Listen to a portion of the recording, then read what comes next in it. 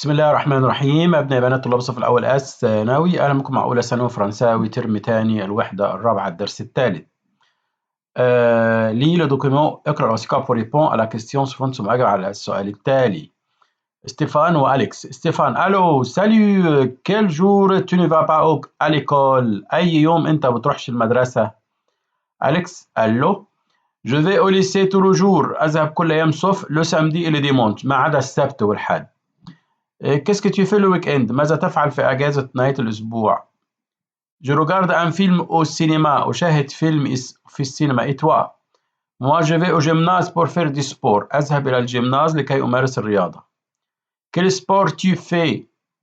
ستيفان: Je joue au handball، بلعب هاندبول وباسكيت. Je n'aime pas les judo، لا أحب الجيدو. أليكس: moi j'adore la natation à la piscine، تحب السباحة أو بيحب السباحة في حمام السباحة du quartier في الحي.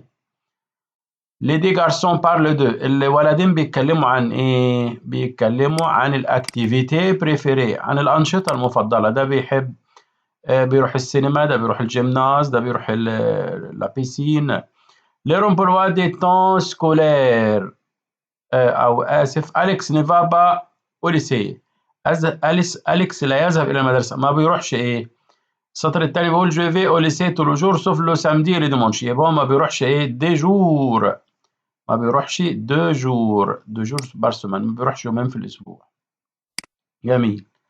أليكس في تري بيان، أليكس بيمارس رياضة إيه؟ أليكس بيقول جادور لا ناتاسيون على بيسين، هو بيمارس رياضة لا ناتاسيون، يبقى أليكس في تري بيان لا دي لا ناتاسيون. تمام.